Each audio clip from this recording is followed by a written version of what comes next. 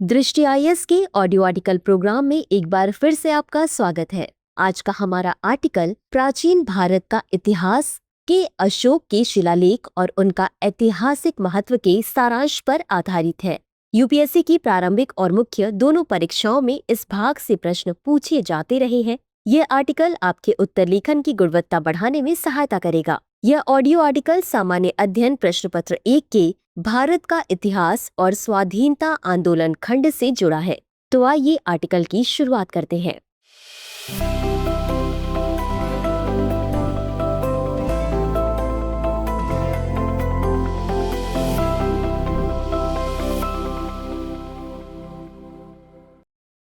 भारतीय इतिहास में सम्राट अशोक का नाम विशेष महत्व रखता है। मौर्य वंश के इस महान सम्राट ने न केवल अपनी विजय और शासन की शैली से इतिहास में अपनी छाप छोड़ी, बल्कि उनके द्वारा छोड़े गए शिलालेख भी हमें उस युग की राजनीति, धर्म, समाज और संस्कृति की गहरी समझ प्रदान करते हैं।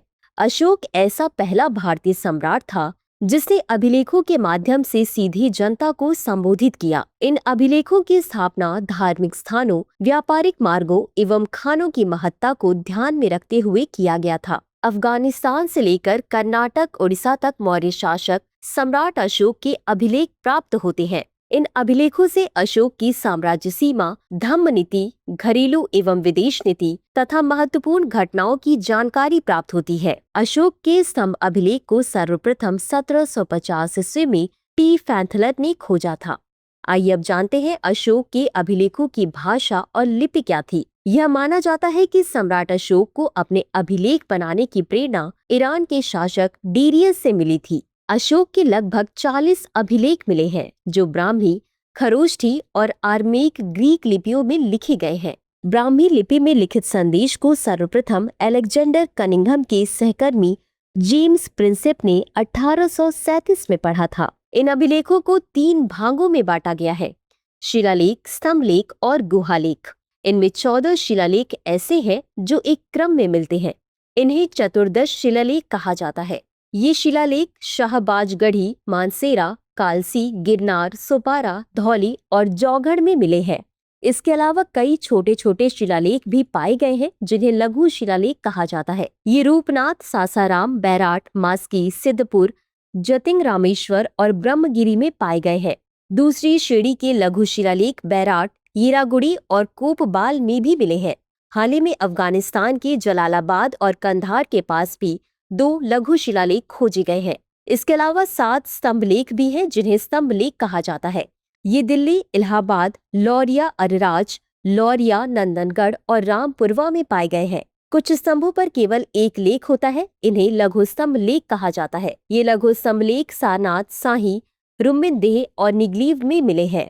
आइए अब जानते हैं इन अभिलेखों की विषय वस्तु क्या थी। अशोक के अभिलेखों की विषय वस्तु अत्यंत व्यापक और गहन है, जो सम्राट अशोक की विचारधारा, शासन नीति, धार्मिक दृष्टिकोण और सामाजिक सुधारों का विस्तृत चित्र प्रस्तुत करती है। ये अभिलेख न केवल अशोक के व्यक्तित्व और उनके शासकीय विचारों को उजागर करते हैं, बल्कि उस समय के भारतीय समाज और शासन व्यवस्था के बारे में भी महत्वपूर्ण जानकारी देते हैं। अशोक ने अपने शासन को धर्मराज के रूप में स्थापित किया, जिसमें अहिंसा और दया को सर्वोच्च माना गया। उनका मानना था कि शासक का मुख्य कर्तव्य अपने प्रजाजनों के प्रति करुणा और दया का भाव रखना है। अशोक के शिलालेखों में बार बार इस बात पर जोर दिया गया कि शासन केवल शक्ति दिखाने का साधन नहीं है, बल्कि इसका उद्देश्य जनता के कल्याण की रक्षा करना होता है। उन्होंने जीवन के प्रति सम्मान और सभी जीवों के प्रति करुणा का संदेश भी दिया। प्रशासनिक नीति और शासन व्यवस्था के संदर्भ में अशोक के शिलालेख न्यायपूर्ण, प्रभावी और जनहितकारी शासन का वर्णन करते हैं। उन्होंने प्रशासन में पारदर्शिता और नैतिकता को बढ़ावा दिया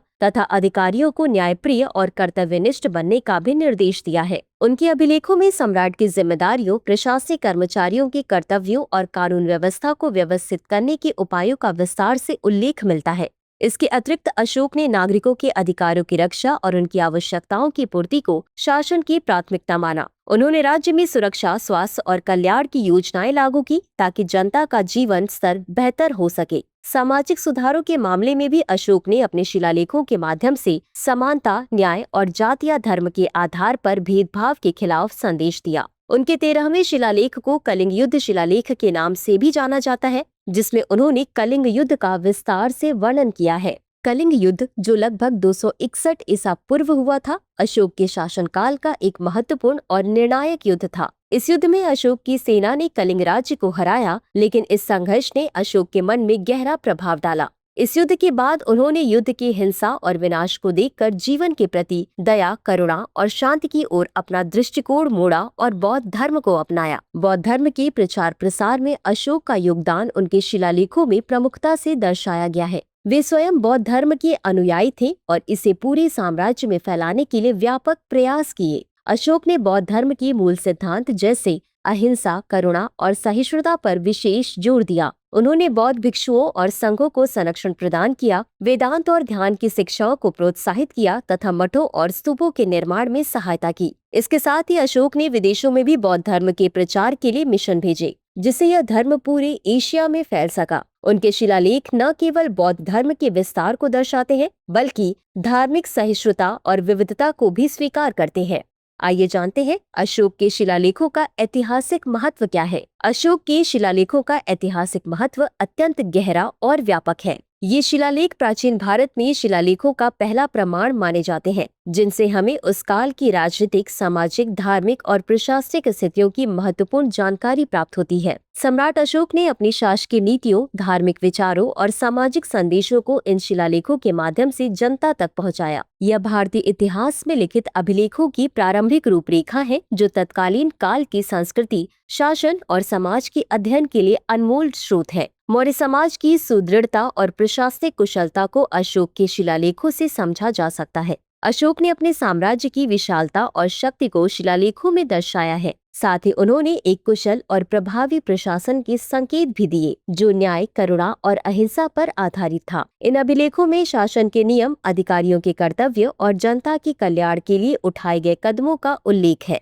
इससे यह पता चलता है कि मौर्य शासन व्यवस्था मात्र कठोर और शक्तिशाली नहीं थी, बल्कि उसमें नैतिकता और समाज कल्याण भी शामिल था। अशोक के शिलालेख सामाजिक एवं धार्मिक चेतना के विकास का भी महत्वपूर्ण प्रमाण है। इन अभिलेखों में अशोक ने बौद्ध धर्म के सिद्धांतों जैसे अहिंसा, करुणा, सहिष्णुता और शांति को बढ़ावा दिया। उन्होंने जाति व्यवस्था और धार्मिक कट्टरता के खिलाफ आवाज उठाई, जिससे प्राचीन भारतीय समाज में एक नई सोच और बदलाव की शुरुआत हुई। अशोक के शिलालेखों ने धार्मिक सहिष्णुता और सामाजिक समरसता के संदेश को प्रभावी रूप से फैलाया, जो उस समय की सामाजिक संरचना में क्रांतिकारी बदलाव लाने वाला था। भारतीय इतिहास और संस्कृति में अशोक के शिलालेखों का विशेष स्थान है। ये शिलालेख हमें मौर्य काल की राजनीतिक ताकत, धार्मिक विचारधारा और सामाजिक मूल्यों की समझ प्रदान करते हैं। वे न केवल ऐतिहासिक दस्तावेज हैं, बल्कि भारतीय सभ्यता के उन मूलभूत सिद्धांतों को भी दर्शाते हैं, जो आज भी प्रासंगिक है। अशोक के शिलालेख भारतीय इतिहास के अध्ययन में आधारशिला का काम करते हैं और उन्हें विश्व के प्राचीनतम राजकीय अभिलेखों में गिना जाता है। इस प्रकार अशोक की शिलालेख न केवल भारत की प्राचीन विरासत का अमूल्य हिस्सा है,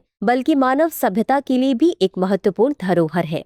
निष्कर्ष: अशोक के शिलालेख न केवल मौर्य काल की राजनीति, प्रशासन, धर्म और समाज की झलक प्रस्तुत करते हैं, बल्कि वे प्राचीन भारत के इतिहास को समझने का एक अनमोल स्रोत भी हैं। इन अभिलेखों के माध्यम से हम सम्राट अशोक की दूरदर्शी शासन नीति, सामाजिक सुधारों और धार्मिक सहिष्णुता को समझ पाते हैं, जिसने भारतीय सभ्यता को एक नई दिशा दी। अशोक का धर्मराज सिद्धांत, जिसमें अहिंसा, करुणा और न्याय की प्रधानता थी, आज भी आधुनिक शासन और समाज के लिए प्रेरणा का स्रोत है। इनके शिलालेखों ने यह भी दर्शाया कि शासन का उद्देश्य केवल शक्ति प्रदर्शन नहीं, बल्कि जनता के कल्याण और सामाजिक समरसता को बढ़ावा देना होना चाहिए। अशोक के द्वारा बौद्ध धर्म के प्रसार ने न केवल धार्मिक चेतना को उन्नत किया, बल्कि सामाजिक सद्भावना और विश्वसनीयता को भी मजबूत किया। ये अभिलेख ऐतिहासिक दस्तावेज होने के साथ साथ भारतीय सांस्कृतिक विरासत का अभिन्न हिस्सा है, जिनका अध्ययन आज भी इतिहास, राजनीति, धर्मशास्त्र और समाजशास्त्र के विद्यार्थियों के लिए अत्यंत महत्वपूर्ण है। चर्चा को विराम देते हुए नोट कर लेते हैं आज का सवाल। अशोक के शिलालेखों के माध्यम से मौर्य काल की शासन नीति, धार्मिक सहिष्णुता और सामाजिक सुधारों का वर्णन कीजिए। ये अभिलेख आधुनिक भारत के लिए किस प्रकार प्रासंगिक है? तो व्यूवर्स, आज के लिए बस इतना ही। मिलते हैं अगले एपिसोड में किसी नए टॉपिक के साथ। तब तक के लिए धन्यवाद। डियर व्यूअर्स, अपने एग्जाम की तैयारी को और बेहतर करने के लिए हमारे चैनल को लाइक, शेयर और सब्सक्राइब करना न भूलें।